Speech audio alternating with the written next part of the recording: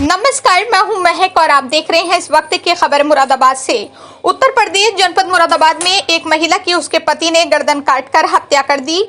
हत्या करने के बाद पति ने पत्नी का सर गागन नदी में फेंक दिया और धड़ में सीढ़ियों के नीचे गड्ढा खोदकर दबा दिया। पति 12 मई से पुलिस को गुमराह कर पुलिस के साथ पत्नी की खोज करता रहा। पुलिस की सख्ती की पूछताछ के बाद पति ने पत्नी की हत्या की बात कबूली। मृतका का ये दूसरा पति था। पत्नी के नाम मकान बेचने के लिए दबाव बना रहा था। मुरादाबाद जनपद के भगतपुर थाना क्षेत्र के गांव चूहा नगला निवासी तबस्सुम की शादी 2004 में आसिफ से हुई थी। आसिफ से तबस्सुम से इल्मा, अरशद, बिलाल, फातिमा, आशिक, रजा 5 बच्चे थे। 3 साल पहले बीमारी के चलते आसिफ की मृत्यु हो गई थी। मृतका तबस्सुम की दूसरी शादी 1 साल पहले मैनाठेर के डूंगरपुर के रहने वाले शान आलम उर्फ रेहान से हुई थी। वो ट्रक चालक है और शराब पीने का आदी है। तबस्सुम के पहले पति आसिफ ने मंझोला थाना क्षेत्र के टीपी नगर चौकी स्थित जन्नत बाग में एक मकान लेकर दिया था। मृतका पहले पति की मौत के बाद से दूसरे पति और अपने 5 बच्चों के साथ इसी मकान में रहती थी। मीठी ईद के बाद से मृतका को शान आलम उसके मैके से बुलाकर लेकर आया था। 12 अप्रैल से तबस्सुम के परिजनों को पता चला कि तबस्सुम घर से लापता है, जिसकी गुमशुदगी 18 अप्रैल को मंझोला थाने में दर्ज कराई गई, जिसके बाद से पुलिस लगातार मृतका की तलाश कर रही थी। शान आलम भी पुलिस के साथ मिलकर तबस्सुम की तलाश कर रहा था। तबस्सुम के परिजनों ने यह भी बताया कि शान आलम तबस्सुम को शराब पीकर मारा पीटा करता था और मकान बेचने का दबाव बना रहा था। जिसके बाद पुलिस ने शान आलम से सख्ती के साथ पूछताछ की तो पूछताछ में जो खुलासा हुआ, सबके पैरों तले जमीन खिसक गई। शान आलम ने बताया कि खुरपे से पत्नी की गर्दन काटकर गागन नदी में उसकी गर्दन को फेंक दिया और शव घर के अंदर ही सीढ़ियों के नीचे गड्ढा खोदकर मैंने दबा दिया है। पुलिस ने तुरंत शान आलम को लेकर मकान पर गई और उसके निशानदेही पर गड्ढा खोदा, शव को बाहर निकाला। गागन नदी पर पहुंचकर फॉरेस्टिक टीम ने मृतका का सर भी बरामद कर लिया है। पुलिस ने शव को कब्जे में लेकर पोस्टमार्टम के लिए भेज दिया।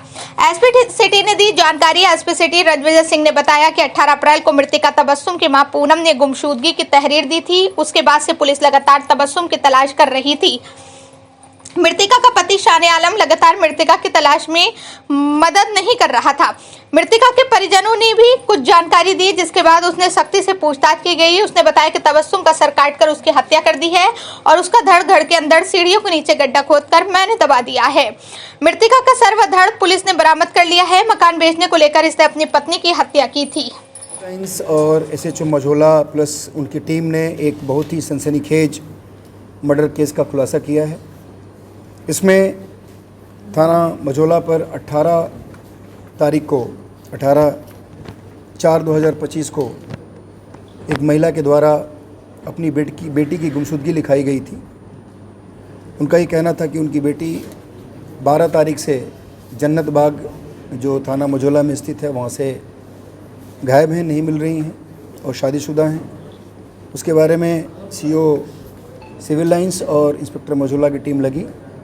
उसमें सर्विलांस और हमारे जो एसओजी की टीम थी, सबने अपनी अपनी भूमिका निभाई और लगभग 1 महीना से पहले ही इस घटना का खुलासा हुआ है।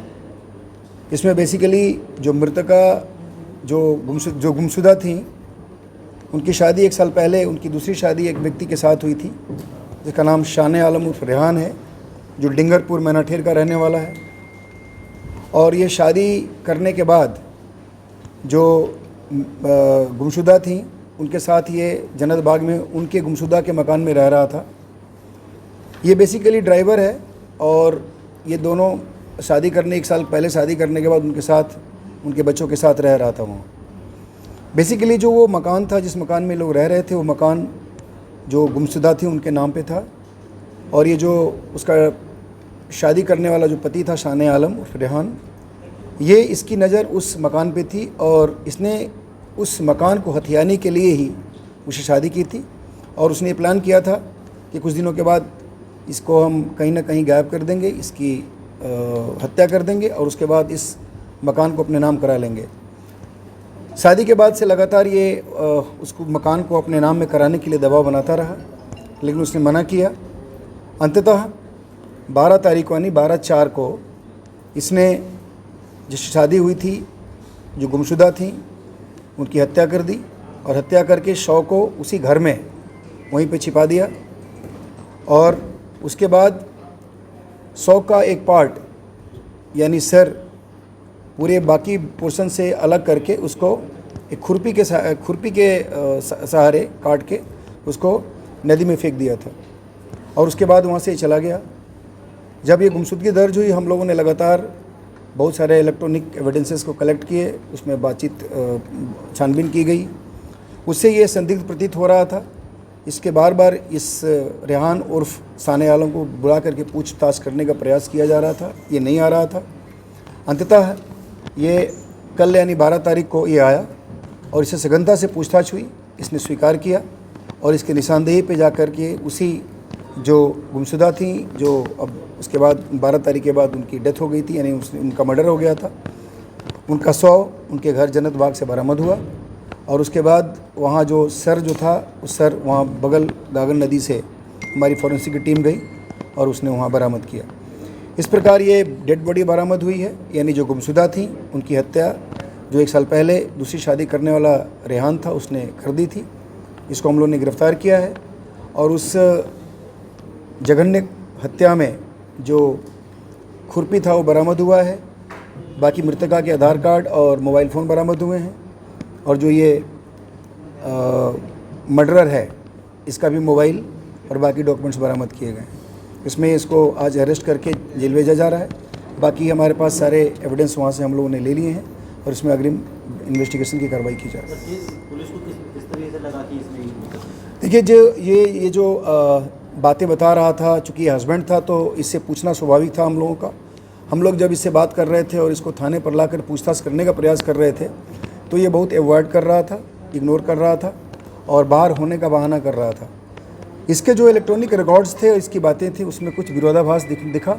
उसके बाद हम लोगों ने सख्ती करके इसको कल बुलाया और उसके बाद जब इससे पूछताछ हुई तो सारी घटना का खुलासा हुआ। सर, ये किस तरह से कांटेक्ट में आया था महिला के? देखिए, तो बेसिकली सेकंड मैरिज की बात थी।